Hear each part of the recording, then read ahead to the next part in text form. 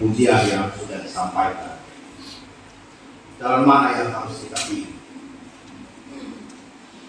Ketika menjadikan Tuhan sebagai navigasi dalam hidup kita, navigasi yang menunjukkan arah hidup kita. Sebuah konsep mungkin yang sangat indah, tetapi tidak mudah dalam aplikasi dalam hidup ini. Urut hati kita boleh bilang, Tuhan, Engkau yang mengarahkan hidup saya. Tetapi saat-saat kita kepepet dan penuh dengan persoalan rasa-rasanya, diri kita lah yang menjadi kendali hidup kita. Kehidupan Yesaya bersama dengan orang Israel bukanlah persoalan yang mudah. Karena setelah Israel runtuh, Yehuda dan Yerusalem zaman Usia, Yotam, Raja Ahaz dan Hizkia, raja-raja Yehuda, bangsa ini, para rajanya telah mengarahkan hidup mereka kepada para baal. Mereka telah mengarahkan hidup mereka kepada roh-roh peramal, kepada arwah-arwah nenek moyang, dan kepada orang-orang yang mereka anggap pandai atau tukang tenung. Persoalan ini dilihat oleh Yesaya dan dia mengatakan, kalian harus kembali kepada Allah. Memperingatkan mereka untuk tidak mengikuti tingkah langkah apa yang ada di sekitar mereka. Persoalan ini tidak mudah. Mengapa?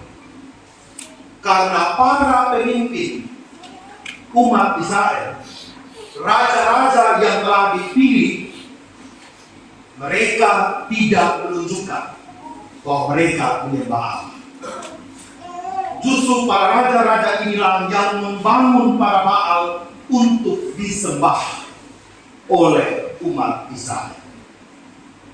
Yerusalem, di mana bait Allah dibangun untuk menyatukan peribadahan itu dan memfokuskan kehidupan mereka kepada Allah, rasa-rasanya juga sudah tidak dihargai lagi oleh orang Yehuda atau orang Yahudi. Bangsa itu telah pecah menjadi dua.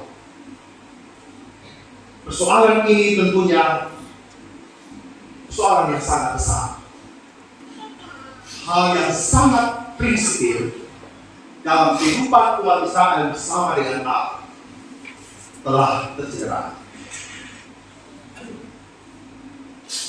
Ini hal yang paling utama.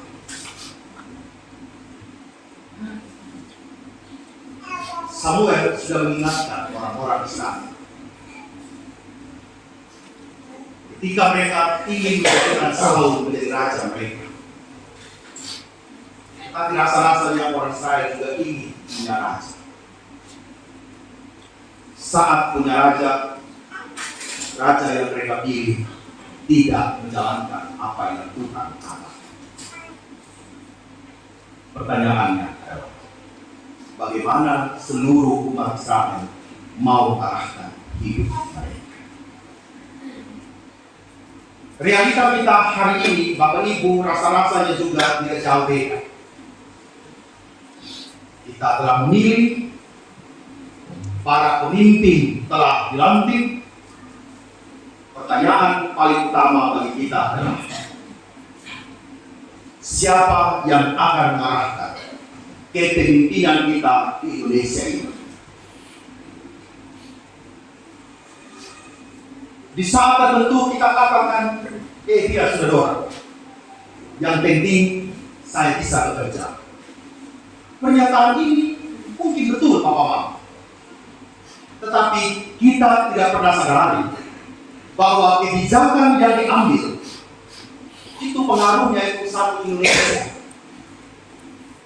Kebijakan yang diambil itu mempengaruhi satu Nusa Tenggara Timur. Kebijakan yang diambil itu mempengaruhi seluruh Sumba Timur dan lain sebagainya. Sehingga kita tidak bisa mengatakan bahwa itu urusannya pemerintah. Orang Kristen yang ada di Indonesia harus menentukan pilihan-pilihannya dengan baik dan prinsip-prinsip yang benar. Mana saja kita berada.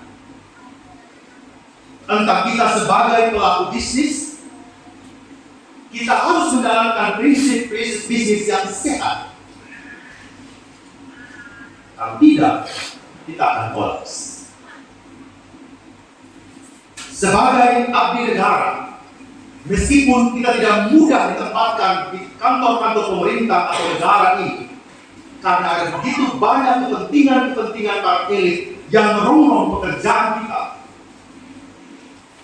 kita tetap menjadikan Tuhan sebagai navigasi hidup ini. Meskipun itu tidak mudah. Tetapi Allah selalu menempatkan kita dalam posisi-posisi itu.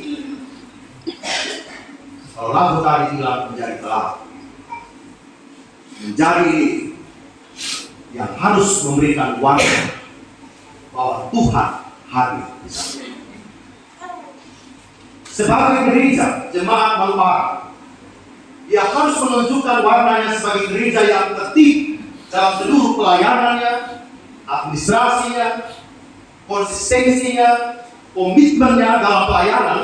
Benar-benar harus menunjukkan itu bahwa kita tidak dipengaruhi oleh apapun yang ada di sekitar kita yang akan mengganggu pelayanan kita. Entah itu perkataan orang-orang bahwa ini tidak guna juga di gereja, tidak guna juga pergi gereja, tidak guna juga pelayanan, itu dijauhkan. Hidup kita sedang berfokus kepada Allah, Sang Pemberi kehidupan. Oleh karena itu, Bapak Mama, mengapa kita harus menjadikan Tuhan sebagai navigasi, sebagai arah kita satu-satu? Kita buka Mazmur 32 ayat yang ke-8.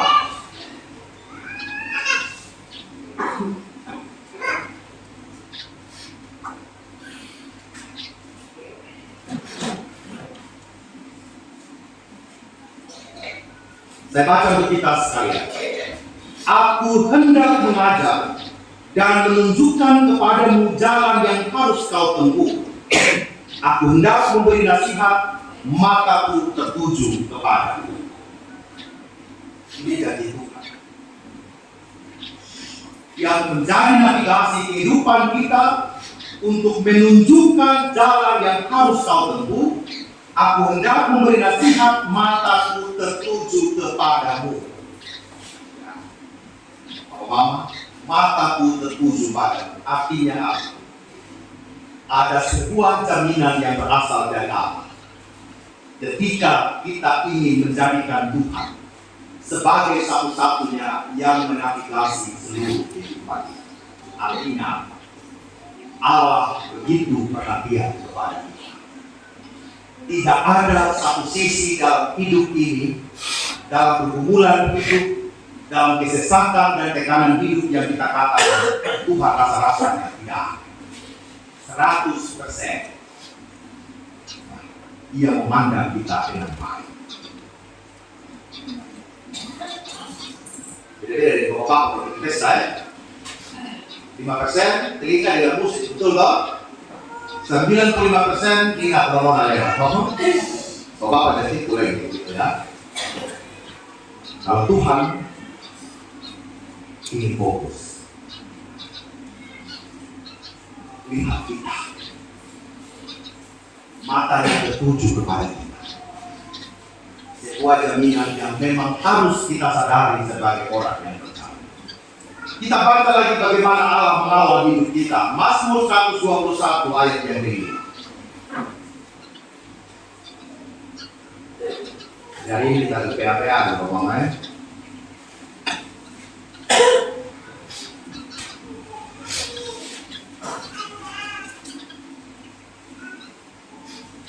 Mazmur 121 ayatnya yang ini. Tuhanlah penjagamu, Tuhanlah naunganmu di sebelah tangan kanan.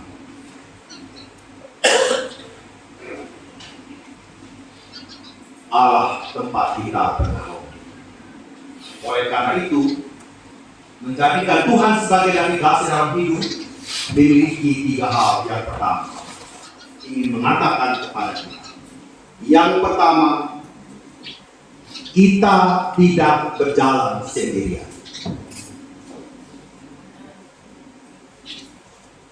Percayalah bahwa Tuhan selalu bersama kita dan membimbing kita, sehingga kita tidak perlu ragu-ragu dan takut dalam menghadapi tantangan ini.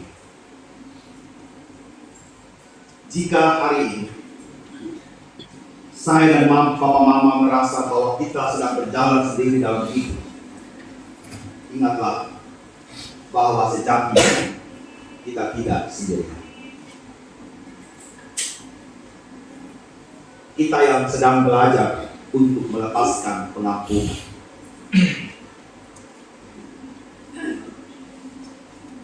Kita yang sedang bergumul dengan persoalan dan anak-anak kita. Kita yang sedang bergumul tentang masa depan seperti apa yang harus saya jalani. Kita sendirian di teriknya matahari untuk mencari sesuap nasi. Kadang kita merasa sendirian untuk menyelesaikan persoalan-persoalan dalam rumah tangga kita. Kadang kita harus merasa sendirian mendampingi anak-anak kita dan keluarga kita yang sedang sakit. Papa Mama dan Tuhan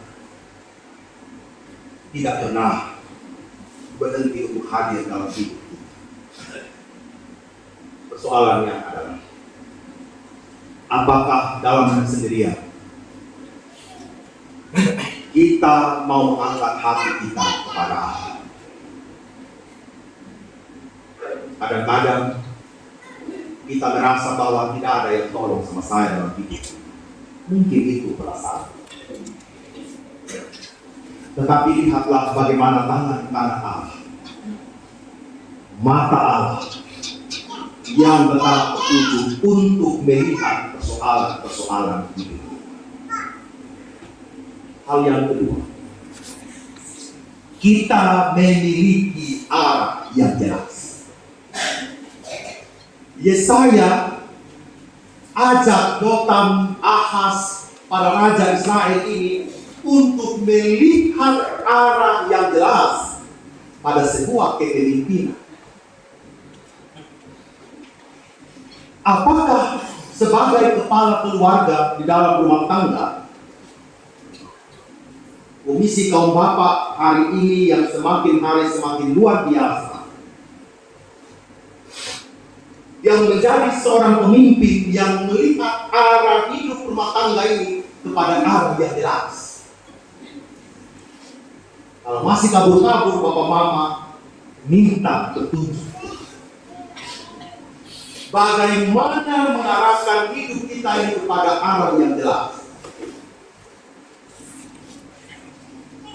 Apakah mudah? Tidak mudah, Bapak. Membawa organisasi kita kepada arah yang jelas membutuhkan komitmen kita bersama. Komitmennya apa? Bahwa sebenarnya pemimpin kita yang utama adalah Tuhan. Tuhan yang sedang kita senangkan, bukan siapa-siapa. Kalau hari ini kita merasa kayaknya rumah tangga saya ini kayaknya kabur ini ya, tidak jelas ya. Apalagi kalau sudah minum biji kabur, Bapak. Gitu kan ya. Tapatan sudah semua. Ini lagi demo Indonesia gelap. Ada lagi hashtag kabur aja dulu. Saya mau tanya sama kalau gimana bisa bingung gitu ya. Ini bisa kabur ya. Kabur aja dulu. Indonesia gelap. Bapak Mama, Indonesia boleh gelap, tapi orang Kristen tidak boleh gelap. Amin. Ini kita harus sepakat. Harus sepakat kenapa kita ada di Indonesia ini. Harus sepakat. Kita harus bersepakat kenapa saya ada di Indonesia. Kita harus bersepakat kenapa saya ada di Manupara. Bapak Ibu harus renungkan itu dalam diri masing-masing. Kenapa Tuhan tidak taruh Bapak Mama di gereja lain, di wilayah lain, mungkin yang lebih nyaman, yang tidak berpikuk di kota Waingapu ini, tapi Bapak Mama taruh Bapak Mama di kota Waingapu. Orang Manupara harus punya arah yang jelas. Arahnya harus kepada Tuhan yang mengikat kita. Mama ya. Segala bangsa, suku bangsa, bahasa, model hidup, segala macam tokoh ada semua di situ Manupara, dia orang gitu. Tapi kita juga harus menunjukkan kesusahan kita itu seperti apa.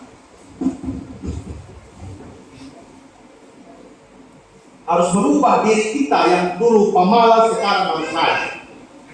Yang dulu hanya santai dengan hidup sekarang harus berubah juga dengan hidup. Apa yang harus saya lakukan? Melakukan sesuatu yang menunjukkan bahwa arah hidup kita sebagai orang percaya harus jelas. Tidak boleh hidup dalam wilayah abu-abu yang kadang-kala juga akan merongrong kita sendiri. Kita tahu sekitar kita ini masih ada jemaat Manupara yang suka main ayam. Semoga yang main ayam saja tidak main judi di dalam. Kita harus renungkan itu Bapak Mama. Kita masih menemukan jemaat kita yang anak belum dibaptis, menunda-nunda, belum membawa keberkatan nikah di gereja. Ini hal-hal yang harus kita sadari bersama Bapak. Apakah hidup kita yang menjadi keinginan dasar hidup kita atau Tuhan? Kalau Tuhan yang menjadi nakoda dan navigasi kita harus jelas. Pernikahan saya harus saya bawa dengan Tuhan. Ini menjadi pagi juga datang dan bilang, Bapak, kita kan mau piara, Bapak yang bisa menikah ini mau piara baru. Contohnya mau keberkatan, babi, alek. Tapi sedikit. Ya kan? Sudah, apa yang ada? Arah kita jelas, maka mungkin putusan Bapak tidak bisa lagi menawar-nawar begini Tuhan, begitu Tuhan, tidak bisa. Putusan kita harus jelas. Yang ketiga, mengikuti arahnya Tuhan. Hai musafir, mau kemana? Kau arahkan langkahmu. Kami ikut kita raja dan berjalan tak henti. Bapak Mama, arah siapa yang kita ikut sekarang? Kita dapat mengikuti arah Tuhan atau melakukan apa yang kita hendak. Kalau kita punya arah, enak. Hanya di awal Bapak. Bangun pagi, hari ini saya mau pergi kerja. Tapi lihat ini mendung, hujan, gerimis. Apalagi ada RW kemarin pagi, bapak-bapak jual. Kayaknya enak makan RW daripada saya kerja. Tentu hal yang marah sekitar.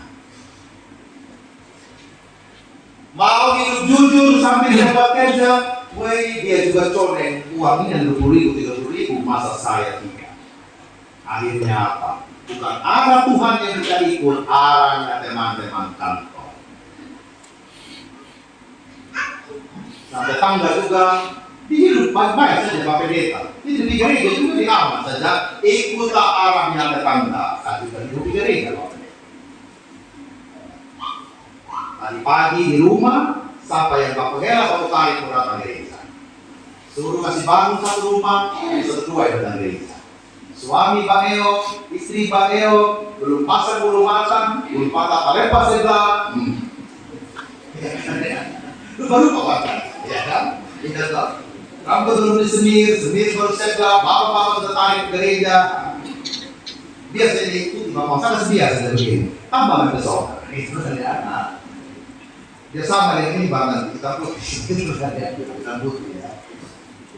Jadi tanya-tanya di hati Bapak, siapa yang mengarahkan hidup Bapak?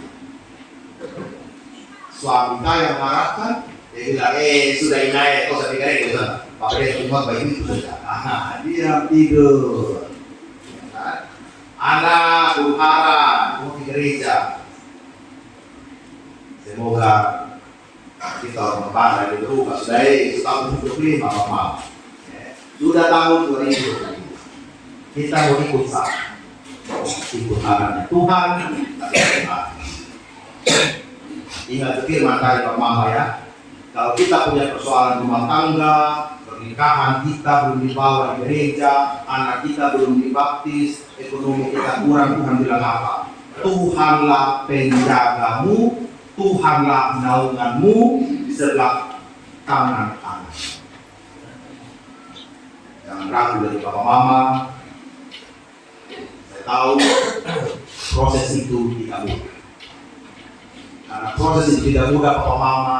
Jangan jauh-jauh dari itu Tuhan. Kan kita tahu, itu proses tidak mudah, makanya kita ada di gereja.